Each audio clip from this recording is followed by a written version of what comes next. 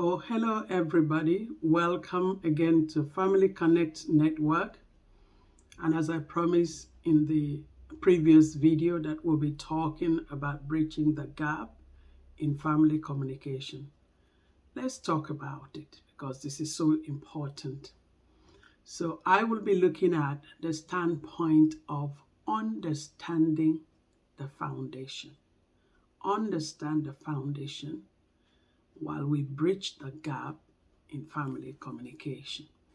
And our main focus will be on parents from diaspora, those expats that moved from their country for one reason or the other, career-wise, studies, and now settle in another country with their families. Now, let's start this way.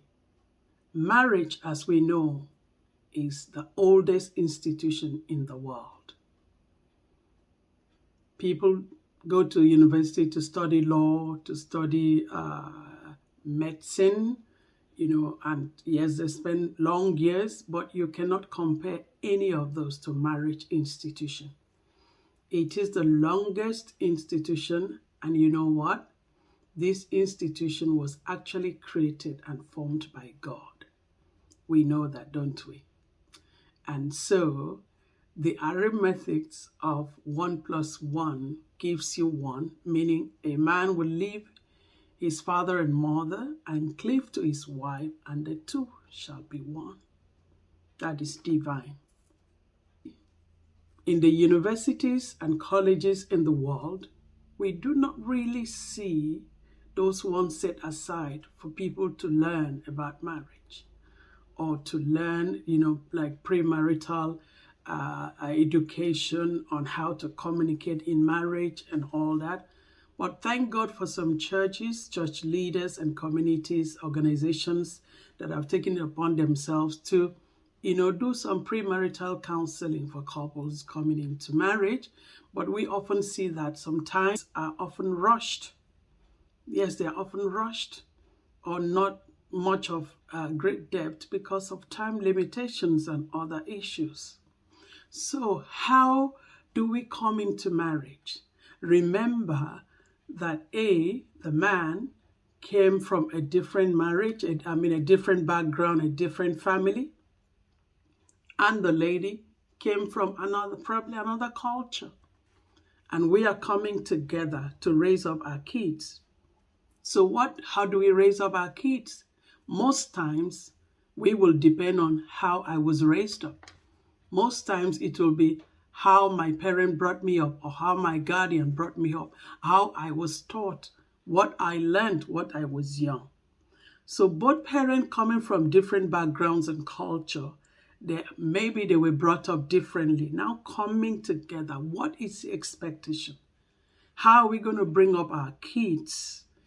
Sometimes couples to be or parents don't really sit down to think about this or to discuss this. This is very important and should be discussed. How are we going to bring up our kids? What is the expectation? Because you were brought up differently. This and this was allowed. And in mine, this and this and this and this were not allowed. How are we going to bring them together so that the parents will be able to speak with one voice? You see, but because we don't spend time to do this, sometimes you discover that, yes, even from the beginning, from this same point in our foundation in marriage, there is potential for misunderstanding. You see? So it is important that in times like this, we sit back or we raise this awareness to say, this area has to be looked into. Now, for parents in diaspora, we have now moved to another country.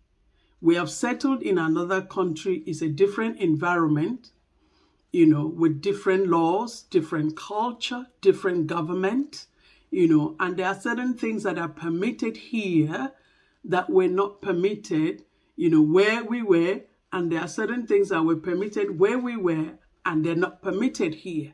So we have to reconcile the difference. We have to reconcile the difference. That's why sometimes when parents bring in their children, into maybe the Western world, and they're kind of thrown out of balance. How are we going to bring up our kids? Where we were, if kids don't do something, they don't respond to you, you could smack them. You could smack them on the bum. A little smack, a little shouting was okay. But here, the Lord said, no, you cannot do that. So how do we make our kids to respond to us, to obey us? How do we train them? You see? So these are the questions that often come up, and, it brings agitation in family. And so what do some parents resolve to? We have to enforce things. We have to, make them. So we start making new laws and start, enforcing things. And yet, on the part of the children, especially those ones that came with you from, other countries, they themselves are having great, challenges trying to adjust to the changes, to the new environment, meeting my friends in school, and things are different here. So how do I adjust to them? Now, moms and dads, they're telling us this is a bit different from what they used to tell us before. How are we going to, to adjust to this? Sometimes during this time of adjustment for the kids, parents often see, as if they are disobedient, they're not responding, they're trying to, I don't want you to copy other children. No, children need time, and, they need the understanding in the right adjustment. We will talk about what to do in a moment, but I want us to see these areas, these potential areas that bring misunderstanding, just based on the foundational movement. The movement, it is so challenging, especially if you came with your kids. If you have them here, it's a bit easy because they just flow. But when it has come, from a different setting, with different culture, different learning, it's like, do we have to unlearn what we have learned? What we taught them? Do we have to, teach them something different? I'll tell you a story. I am an expert myself. We moved in here with my whole family when our kids were very young. They were in the nursery, And right the moment when they came in here, we went into to school. We got a school for them. And they were quite happy to, start the school here. But like I told you, there's always this differences that kids have to understand and adjust to. My boy came back from school one day, and said to me, Mom, what happened? Look at my hair.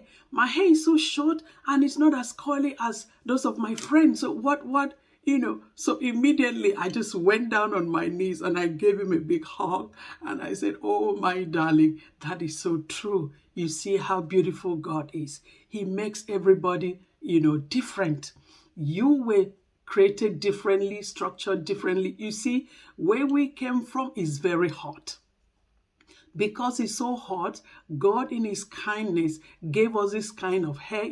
Our hair is short, and because it's so hot, he wouldn't give us long silky hair that gets to our body, and because we sweat a lot, the body is going to be sticky and all that. So you are excellent the way God made you, and it's so wonderful. So he picked up that so quickly. These few days of being in school, but I knew that I've got more work to do. So I had to quickly, bring understanding in that, and he was happy. And that never became a concern. So I want us to see that it is something that needs to be addressed, something that needs to be picked up, something that needs to be looked into. So what should we do? A whole lot of things to do, but this is just a summary. We will have more time to talk about the variations in culture. We will have more time to talk about, how kids can adjust, to this. If we don't manage well, what are the likely things that could occur?